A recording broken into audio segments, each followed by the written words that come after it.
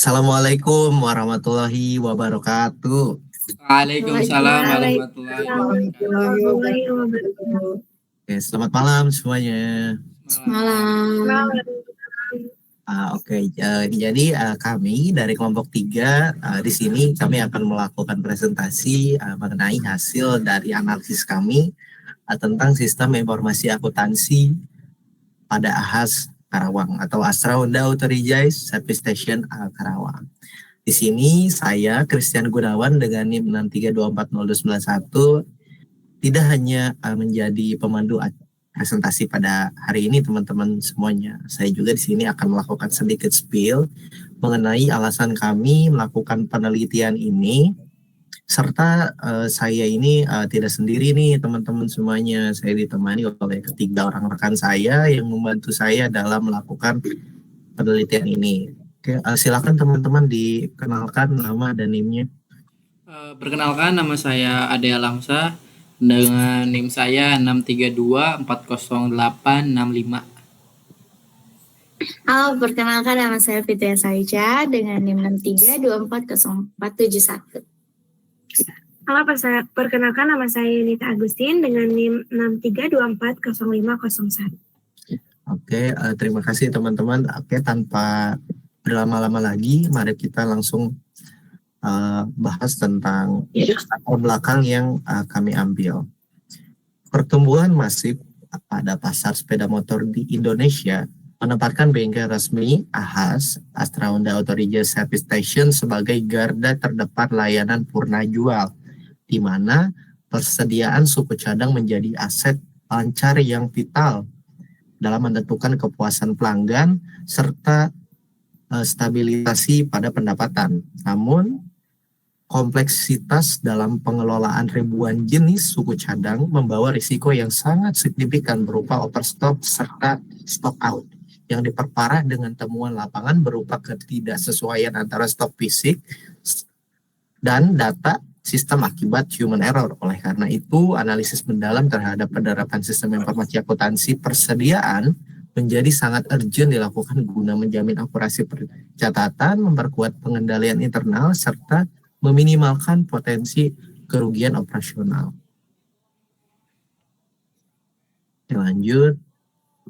Maksud serta tujuan dari penelitian kami adalah melakukan analisa mendalam terhadap sistem informasi akuntansi persediaan yang diterapkan di AHAS Karawang guna untuk mengevaluasi keefektivitasannya serta mengidentifikasi area-area mana saja yang memerlukan perbaikan, serta mendeskripsikan prosedur sistem informasi akuntansi persediaan yang berjalan di AHAS secara menyeluruh, mulai dari siklus pemesanan, penerimaan, penyimpanan, hingga pengeluaran suku cadang, sekaligus mengevaluasi kekuatan serta kelemahan pada sistemnya, teman-teman semuanya.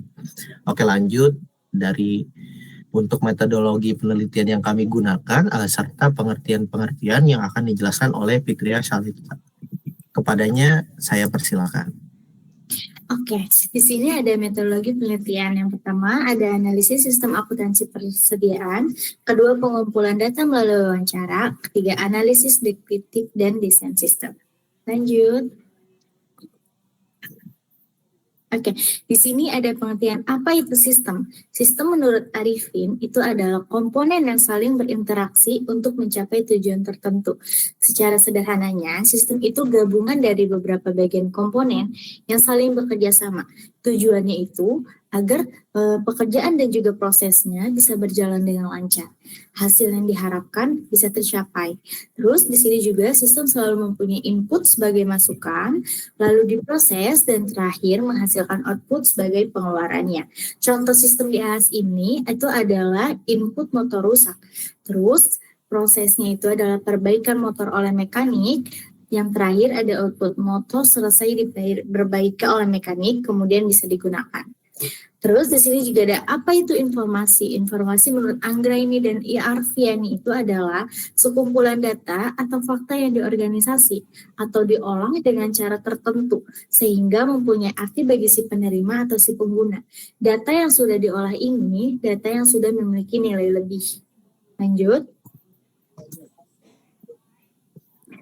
Terus di sini juga ada sistem informasi. Apa itu sistem informasi? Menurut Abdul Qadir, sistem informasi itu adalah kombinasi terintegrasi dari prosedur, orang, dan teknologi yang mengelola data menjadi informasi yang berguna. Jadi di sini sistem informasi itu kombinasi antara orang, prosedur, dan juga teknologi. Teknologi di sini itu adalah komputer. Komputer itu untuk mengelola data menjadi informasi yang dibutuhkan. Contohnya, di sini orang itu adalah kasirnya, teknologinya komputer, dan prosedurnya itu adalah aturan bahwa setiap transaksi wajib mencetak struk. Terus terakhir di sini ada outputnya. Outputnya itu adalah struk penjualan. Jadi struk penjualan itu sebagai bukti dan juga informasi terhadap transaksi. Di sini juga ada sistem informasi akuntansi. Menurut Azhar Susanto, sistem informasi akuntansi itu adalah kumpulan subsistem yang bekerja sama untuk mengelola data menjadi transaksi keuangan, informasi keuangan. Lanjut. Di sini ada konsep dasar persediaan. Apa itu persediaan? Persediaan menurut Rudianto itu adalah sejumlah barang jadi, bahan baku, dan juga barang dalam proses yang dimiliki perusahaan dengan tujuan dijual atau diproses lebih lanjut. Jadi di AHAS ini persediaan itu contohnya asetnya itu adalah suku cadang. Suku cadang ini bisa kita simpan atau siap untuk dijual kembali, bisa juga digunakan untuk servis. Suku cadang ini adalah salah satu aset yang paling penting yang harus selalu sedia di AHAS-nya. Terus di sini juga ada siklus persediaan. Yang pertama ada pembelian, penerimaan, penyimpanan, dan juga pengeluaran. Pertama, pembelian ini adalah proses menentukan apa yang kita butuhkan, kemudian kita memesannya ke pemasok atau ke seller. Yang kedua ada penerimaan. Penerimaan ini adalah kita mengecek barang yang datang, ataukah ada yang reject atau tidak, terus kita menghitung ataukah kurang atau tidak, dan kita mencatatnya ke dalam sistem. Yang ketiga di sini ada penyimpanan. Penyimpanan kita menyimpan barang dengan aman di dalam gudang. Terus yang terakhir di sini ada pengeluaran. Pengeluaran kita mengeluarkan barang dari gudang untuk dipakai servis atau kita jual ke para pelanggan. Lanjut. Oke, baik. Terima kasih untuk penjelasannya, Fitria. Mari kita lanjut pada proses bisnis pada inventaris AHAS, serta use case apa sih yang ada pada sistem persediaan pada AHAS yang akan dijelaskan oleh Ade Alamsyah. Kepadanya saya persilakan. Baik, kita lanjut ke proses bisnis inventaris AHAS. Yang pertama ada pengadaan berdasarkan kebutuhan stok minimum. Yang kedua ada penerimaan dan pemeriksaan barang. Yang ketiga ada penyimpanan dan pembaruan kartu stok. Kita masuk ke penjelasan yang pertama. Pengadaan berdasarkan kebutuhan stok minimum ialah dengan analisis kebutuhan untuk memastikan jumlah stok.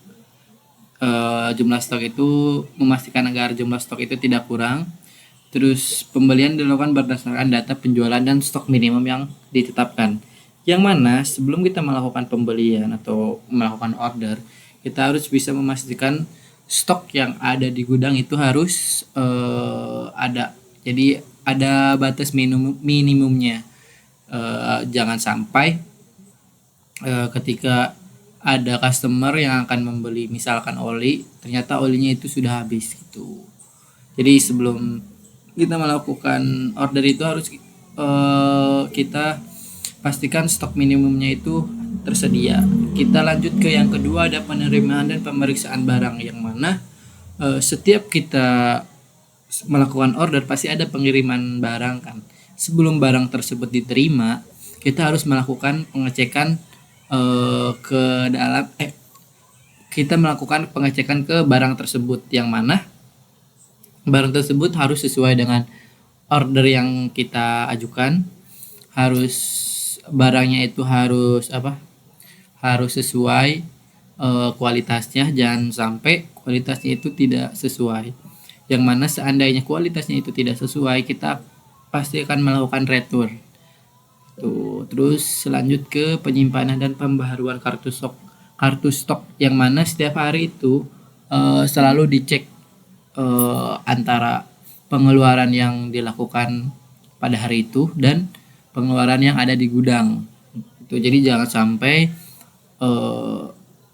tidak balance yang misalkan keluar dari gudangnya misalkan 4, sedangkan di penjualannya itu hanya 3 gitu. Terus lanjut.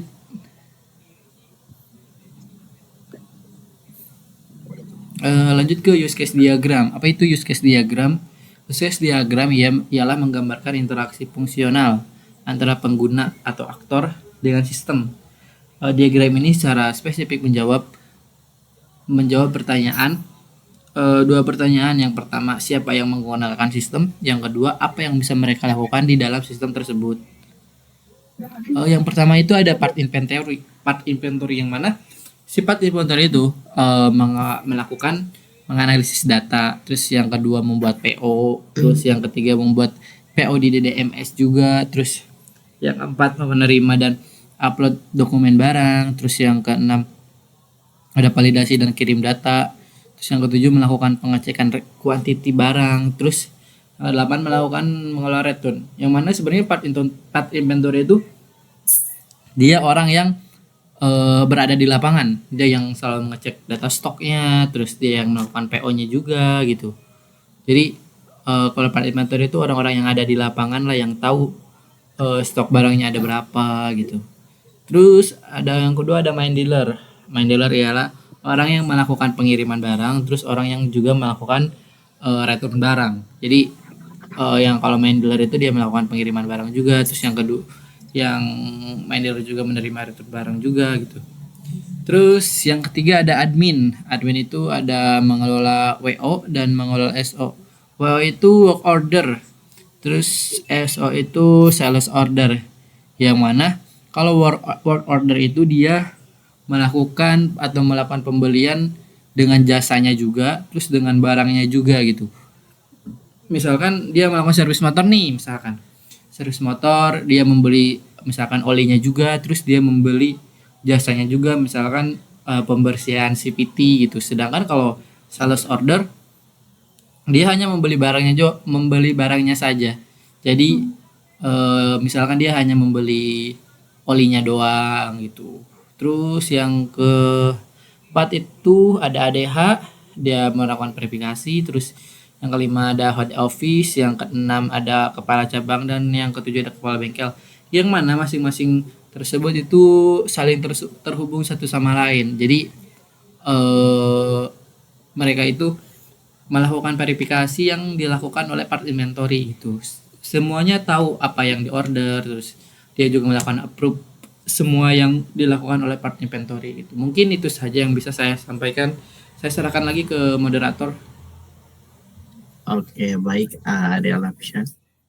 Mari kita lanjut pada activity diagram yang ada di AHAS, serta masalah apa sih yang ada di lapangan yang dialami oleh AHAS Karawang ini, yang akan dijelaskan oleh Yunita.